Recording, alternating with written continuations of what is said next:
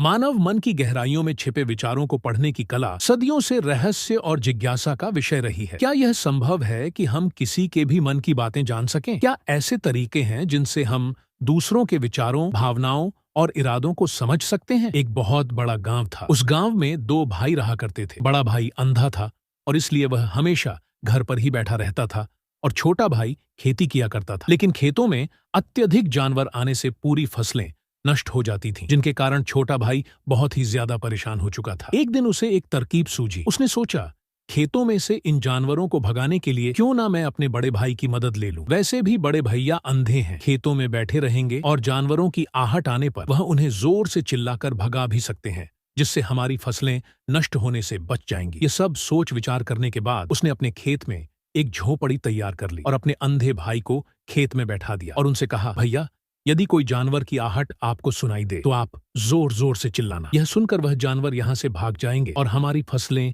नष्ट होने से बच जाएंगी। बड़ा भाई खुशी खुशी अपने छोटे भाई की बात मान भी लेता है और वह उस दिन से खेत में ही रहना शुरू कर देता है। जब भी किसी जानवर की आहट उसे सुनाई देती तो वह जोर जोर से चिल्लाने लगता, जिससे वह जानवर वहां से भाग जाता था। ऐसा करते करते कई दिन बीत चुके थे। तभी एक दिन उसके खेत में एक हिरण भागता हुआ आया और वह खेत की बाड़ को तोड़कर वहां से भाग गया। लेकिन उसे हिरण का पीछा करते हुए एक राजा भी उस खेत में आ पहुंचा। तभी राजा की नजर उस अंधे भाई पर पड़ती है। राजा उस व्यक्ति से कहता है, देखो, मैं यहाँ पर एक जानवर का पीछा करते हुए आया हूँ, क्या तुमने उस जानवर को यहाँ पर देखा है? पर वह व्यक्ति कहता है, हे राजन, मैं तो अंधा हूँ, मैं भला किसी जानवर को कैसे देख सकता हूँ? लेकिन मैं आपको इतना जरूर बता सकता हूँ कि जो जानवर मेरे खेतों से भाग कर गया है वह आपके लायक नहीं है। आप उसके पीछे अपना समय बर्बाद न करें। राजा संदेह व्यक्त की बात सुनकर बड़ा ही अचरज में पड़ जाता है। वह सोचने लग जाता है कि यह तो अंधा है, फिर इसे कैसे पता चल गया कि जिस हिरण की तलाश कर रहा हूँ वह मेरे लायक नहीं है। तभी राजा उस अंधे व्यक्ति से कहता है, कहीं तुम मुझसे झूठ तो नहीं बोल रहे हो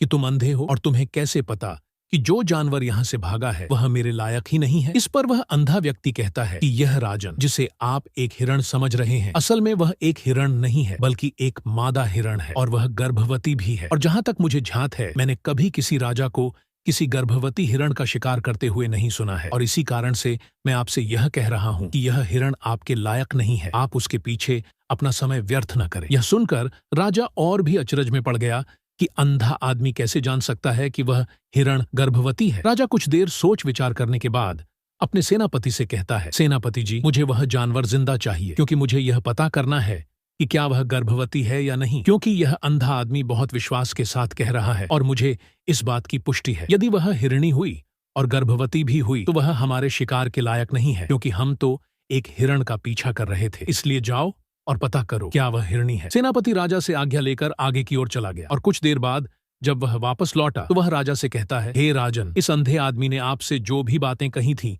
वह बिल्कुल सही थी। वह एक हिरणी ही है और वह गर्भवती भी है। ये सुनकर राजा आश्चर्यचकित हो गया। वह सोचने लगा कि एक अंधा आदमी जो कभी देख नहीं सकता, वह यह कैसे जान सकता है? आखिर इसे कैसे पता चल गया? ऐसे कई सारे प्रश्न राजा के मन में उमड़ने लगे। अब राजा ने ठान लिया था कि मुझे इस बात की तह तक पहुंचना है कि आखिर यह अंदाज में कैसे जानता है कि वह जानवर गर्भवती है। यह सोचकर राजा उस अंधे आदमी के पास जाता है और उस अंधे आदमी से कहता है, देखो, मैं यह तो नहीं जानता कि तुम सचमुच में अंधे हो या नहीं, लेकिन मैं तुमसे एक बात जानने आया हूं। क्या तुम मेरे प्रश्न का सही सही जवाब दोगे? इस पर वह अंधा व्यक्ति कहता है, हे राजन, आप जो कुछ भी पूछना चाहते हैं आप पूछ सकते हैं, मैं आपको बिल्कुल सच सच जवाब दूंगा। इस पर राजा कहता है, देखो, एक तो तुम कहते हो कि तुम अंधे हो और दूसरी तरफ तुमने यह बता दिया कि जिस जानवर का पीछा कर रहा हूँ वह एक हिरणी है और वह गर्भवती भी है। तुम्हें कैसे पता चल गया? तुम्हारे खेत में तो और भी जानवर आते होंगे और भी तो जानवर यहाँ से गुजरते होंगे, फिर तुमने यह कैसे अंदाजा लगाया? तभी वह अंधा व्यक्ति राजा से कहता है, हे राजन, आप जिसका पीछा कर रहे थे वह जब मेरे खेत में आई तो उसकी रफ्तार और उसके भागने की आहट से मुझे यह एहसास हो चुका था कि वह एक हिरणी है और मेरे खेत की जो बाड़ है, जो जानवरों को रोकने के लिए खेत के चारों तरफ बनी है, वह बहुत छोटी है। उसकी ऊंचाई ज्यादा नहीं है, लेकिन वह जानवर इस बात को तोड़कर भागे और यदि वह इस बात को छलांग लगाकर पार करने का प्रयास करती तो इससे उसके बच्चे को खतरा हो जाता, और इसी बात से मैंने यह पता लगा लिया कि वह गर्भवती है। इस पर राजा के मन में एक और प्रश्न उठा। राजा ने कहा कि तुम्हें कैसे पता चल गया कि वह एक हिरणी ही है, और भी 2 जानवर यहाँ से आते जाते होंगे? इस पर वह अंधा व्यक्ति कहता है, राजन, मैं पूरा दिन सुबह शाम यहीं पर बैठा रहता हूँ और मेरे सुनने की शक्ति बहुत तेज है। मैं भांप सकता हूँ कि कौन सा जानवर मेरे खेत में आया है, और उसी के आधार पर मैं जोर जोर से चिल्लाता हूँ ताकि वह मेरे खेत से भाग जाए और मेरे खेत की फसलें नष्ट होने से बच जाएं। राजा उस अंधे आदमी का यह जवाब सुनकर पूरी तरह से संतुष्ट हो चुका था। वह मन ही मन सोच रहा था कि आदमी भले ही अंधा है, लेकिन यह तो बड़ा ज्ञानी मालूम पड़ता है। इस आदमी से कुछ ना कुछ तो काम निकलवाना ही चाहिए। यह विचार लिए राजा वहां से वापस अपने महल की ओर लौट जाता है। कुछ दिनों के बाद राजा अपने सेनापति को आदेश देता है कि जाओ और उस अंधे व्यक्ति को महल लेकर आओ। सेनापति अपने राजा की आज्ञा का पालन करता है। वह तुरंत ही उस अंधे आदमी के पास पहुंचता है और उस अंधे आदमी को राजमहल चलने के लिए कहता है। अंधा व्यक्ति बड़ा ही चालाक था। वह समझ चुका था कि राजा जरूर मुझे कुछ ना कुछ काम सौंपने वाले हैं और वह काम मुझे मुसीबत में डाल सकता है, लेकिन फिर भी वह सेनापति की बात मान ली और सेनापति के साथ राजमहल पहुंच गया। राजमहल पहुंचते ही राजा उस अंधे व्यक्ति से कहता है, आप तो बड़े ज्ञानी हैं, आपको किसी भी बात का पता बड़ी आसानी से चल जाता है। आज मैंने आपको यहाँ इसलिए बुलाया है क्योंकि मैं आपसे यह जानना चाहता हूँ कि मेरी पत्नी पतिव्रता है या नहीं। इस पर वह अंधा व्यक्ति कहता है, हे राजन, यह कैसा प्रश्न हुआ? इस पर राजा कहता है, मैंने बिल्कुल उचित प्रश्न किया है, मुझे इस प्रश्न का उत्तर दीजिए। इस पर वह अंधा व्यक्ति कहता है, हे राजन, यह सारी बातें जाने दीजिए। आपकी शादी को इतने साल बीत चुके हैं और अब आप यह बात क्यों जानना चाहते हैं? आपके मन में ऐसे प्रश्न क्यों उठ रहे हैं? इस पर राजा जिद करते हुए कहता है, आपको मुझे इस प्रश्न का उत्तर जरूर देना होगा। यदि आप मुझे इस प्रश्न का उत्तर नहीं देंगे तो मैं आपको मृत्यु दंड दे दूंगा। राजा के मुंह से यह बात सुनकर वह अंधा व्यक्ति कहता है, हे राजन, यदि आप इस प्रश्न का उत्तर जानना चाहते हैं तो इसके लिए आपको मेरा एक काम करना होगा। राजा कहता है, बोलो, मुझे क्या काम करना होगा? इस पर वह कहता है, इसके लिए आपको अपनी पत्नी को मेरे साथ कमरे में अकेले छोड़ना होगा। उस अंधे व्यक्ति की यह बात सुनकर राजा पहले तो क्रोधित हो जाता है, लेकिन फिर कुछ सोच विचार करने के बाद वह उस अंधे व्यक्ति की बात मान लेता है और अपने सेनापति को आदेश देता है, सेनापति जी, इस व्यक्ति को और मेरी पत्नी को एक कमरे में कुछ देर के लिए अकेला छोड़ दें। सेनापति बिल्कुल वैसा ही करता है। अब राजा की पत्नी और वह आदमी एक कमरे में बंद हो चुके थे। तभी आदमी राजा की पत्नी से कहता है, रानी, मैं आपको छूना चाहता हूँ। इस बात पर रानी अत्यधिक क्रोधित हो जाती है और उस अंधे व्यक्ति को पकड़ पकड़ कर पीटने लगती है, कभी हाथों से तो कभी लातों से तो कभी पटक पटक कर। इस तरह उसने अंधे आदमी की बहुत पिटाई की। उसके बाद किसी तरह से वह अंधा आदमी अपनी जान बचाकर वहां से भाग निकलता है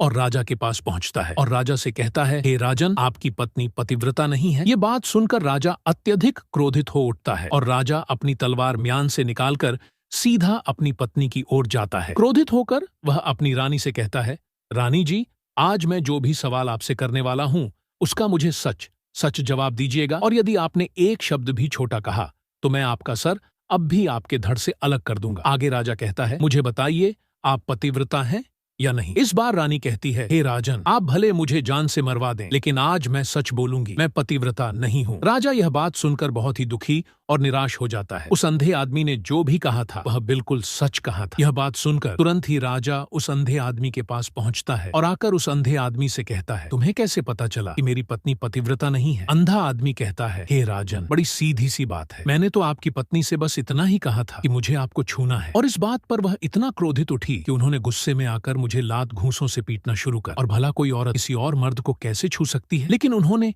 न आव देखा न ताव, बस लात घूंसों से मुझ पर बरसना शुरू कर दी। और एक पतिव्रता नारी कभी भी पराये मर्द को नहीं छूती। जब मैंने उनसे छूने के लिए कहा था तो वह उस वक्त मुझे मना कर सकती थी, लेकिन उन्होंने तो मुझे पीटना शुरू कर दिया और देखते ही देखते उन्होंने मेरे पूरे शरीर को छू लिया। अब आप ही बताइए, ऐसी स्त्री भला पतिव्रता कैसे हो सकती है? इस बात पर राजा कहता है, तुम तो बड़े ज्ञानी मालूम पड़ते हो, तुम्हारी बात बिल्कुल सही है। चलो, तुम मेरे एक और प्रश्न का जवाब दो। तुमने मुझे इस प्रश्न का सही जवाब दे दिया तो मैं तुम्हें यहाँ से जाने दूंगा। राजा उस अंधे आदमी से कहता है कि तुम मुझे बताओ, क्या मैं सच में अपने पिताजी का ही बेटा हूँ या फिर किसी और का? इस पर अंधा आदमी कहता है, हे राजन, इस बात से आपको क्या लेना देना? आप किसी की भी औलाद हो, आखिर आप इस राज्य के राजा ही, इसलिए इस प्रश्न को जाने दीजिए। राजा कहता है, नहीं नहीं, मुझे इस प्रश्न का सही जवाब चाहिए, अन्यथा यह प्रश्न मुझे बहुत परेशान करता रहेगा, इसलिए मैं इसका सही सही जवाब आपसे जानना चाहता हूँ। यदि तुम इसका सही सही जवाब दे देते हो तो तुम यहाँ से जा सकते हो। इस पर वह आदमी कहता है, इसके लिए तो मुझे आपकी माँ के पास भी जाने की आवश्यकता नहीं है। मैं आपको अभी भी यह बता सकता हूँ कि आप किसकी औलाद हैं, लेकिन उससे पहले मैं चाहता हूँ कि आप मुझसे वादा करें कि आप मुझ पर क्रोध नहीं करेंगे। राजा ने कहा, मैं तुमसे वादा करता हूँ, मैं तुम पर क्रोध नहीं करूंगा। उसके बाद वह अंधा आदमी राजा से कहता है, राजन, आप तो अपने ही पिता के पुत्र, लेकिन आप पर एक कंजूस सेठ की छाया पड़ी हुई है। यह सुनकर राजा बहुत ही क्रोधित हो उठा और वह तुरंत तलवार निकालकर अपनी माँ के पास पहुंच जाता है। वहां पर पहुंचने के बाद अपनी माँ से कहता है, माँ मुझे सच सच बताइए, क्या मैं अपने ही पिता का पुत्र हूँ या नहीं? यदि आपने मुझे सही सही नहीं बताया तो मैं यहीं पर प्राण त्याग दूंगा। मुझे बताओ क्या सच है? इस पर उस राजा की माँ कहती है, बेटा तू है तो अपने ही पिता का पुत्र, लेकिन तुम्हारे ऊपर एक कंजूस सेठ की छाया पड़ी हुई है। जब मैं एक बार नहाने के बाद अपना मुंह आईने में देख रही थी, तभी उस कांच के पीछे मुझे एक कंजूस सेठ नजर आता है और उसी की छाया तुम पर पड़ चुकी है। ये सुनते ही राजा और भी ज्यादा अचरज में पड़ जाता है और वह तुरंत दौड़ा दौड़ा वापस उस अंधे आदमी के पास पहुंचता है और उस अंधे आदमी से कहता है, तुम्हें कैसे पता चला कि मुझ पर एक कंजूस सेठ की छाया पड़ी हुई है? इस पर अंधा आदमी कहता है, राजन, आपने मुझसे कई सारे सवाल पूछे जिनका जवाब भी मैंने आपको सही से दिया। यदि कोई और राजा होता तो मुझे उसके बदले ढेर सारे इनाम दिया होता, लेकिन अब तक आपने मुझे एक फूटी कौड़ी भी नहीं दी। इस बात से मैंने अंदाजा लगा लिया था कि आप बहुत कंजूस हैं। ये बात सुनकर राजा जोर जोर से हंसने लगा और कहता है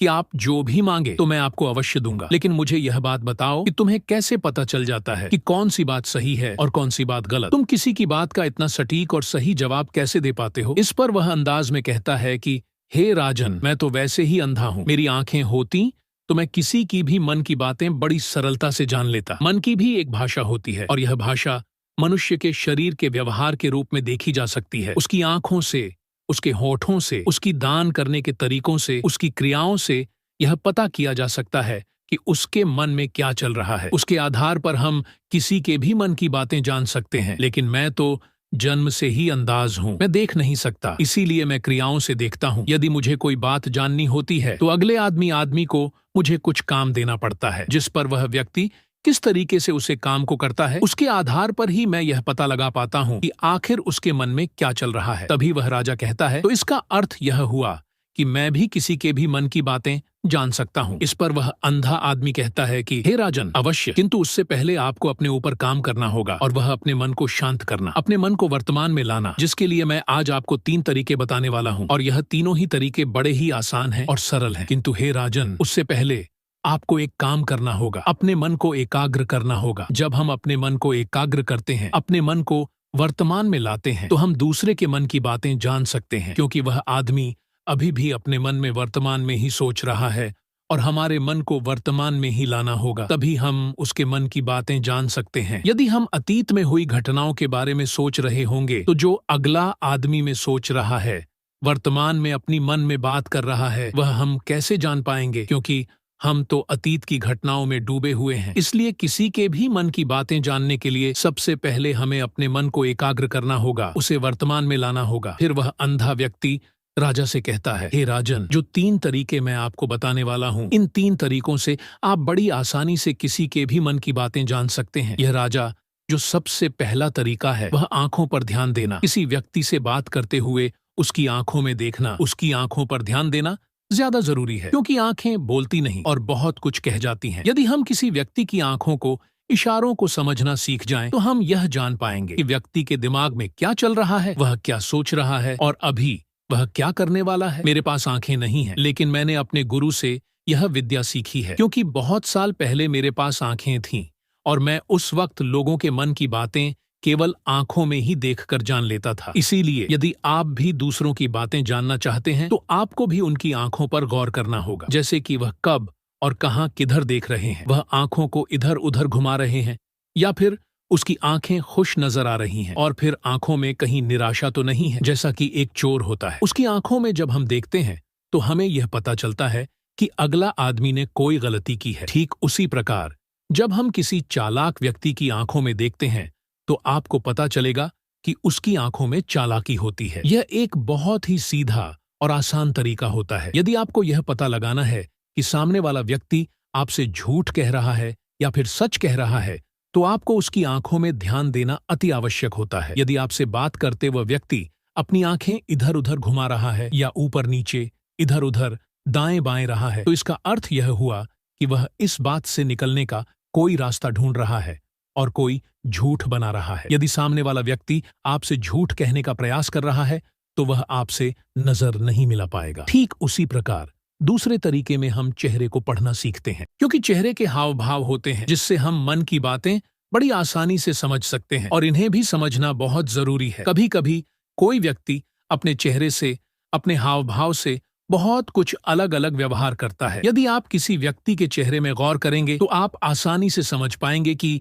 व्यक्ति निराश है या बहुत उदास है, या फिर वह बहुत खुश है, या फिर उसे कोई बड़ा दुख है, तो अपने अंदर क्या महसूस कर रहा है। ये सारी बातें हम उसके चेहरे के हाव भाव से पता कर सकते हैं। फिर चाहे इंसान जुबान से कुछ बोले या फिर न बोले, लेकिन आप उसके चेहरे से सब कुछ पता कर सकते हैं। आगे अंधा व्यक्ति राजा से तीसरा तरीका बताते हुए कहता है कि हाथों के शरीर का व्यवहार, मन की बात समझने के लिए हमें हाथ के इशारे और शरीर के व्यवहार को समझना बहुत ही आवश्यक है। कोई व्यक्ति जब भी बात करता है, जो आपने देखा होगा कि वह अपने हाथों को हिलाता है, अपने हाथों से इशारा करता रहता है, वह बातों के साथ साथ अपने शरीर का जो व्यवहार है उसका भी पूरा उपयोग करता है, जिससे हमें यह पता चल पाता है कि वह हिलाता है, अपने हाथों से इशारा करता रहता है। वह बातों के साथ साथ अपने शरीर का जो व्यवहार है उसका भी पूरा उपयोग करता है। व्यक्ति हमारी बातों पर कितना ध्यान दे रहा है और उसके मन में क्या चल रहा है, शरीर के व्यवहार को देखने के लिए उसके हाथ हिलाने के, चेहरे पर बार बार हाथ लगाने और हाथों को एक दूसरे पर मसलना,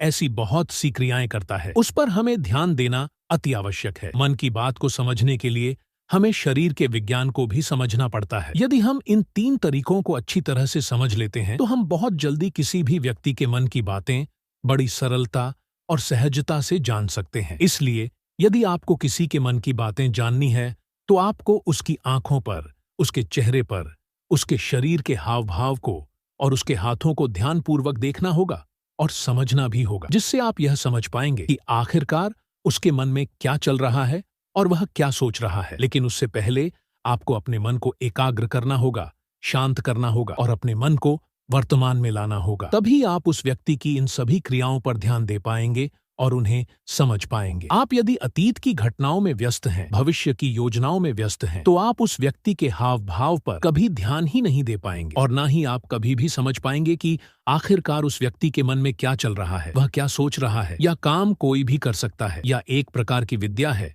जो मुझे मेरे गुरु ने सिखाई है। राजन, अगर आपको यह जानना है तो मेरे साथ आपको कुछ दिन रहकर इसका अभ्यास करना होगा। राजा तुरंत राजी हो जाता है और वह उस अंधे व्यक्ति को अपने राज्य का राजगुरु नियुक्त कर देता है और खुद अंधे व्यक्ति का शिष्य बन जाता है। तो दोस्तों, ये कहानी आपको कैसी लगी? उम्मीद है इस वीडियो से आपको बहुत कुछ पता चला होगा। और अगर आप नए हैं तो हमसे जुड़ने के लिए राइज वर्ल्ड चैनल को सब्सक्राइब करना मत भूलिएगा। मिलते हैं अगली वीडियो में कुछ नए विचारों के साथ। तब तक के लिए आपका बहुत बहुत धन्यवाद।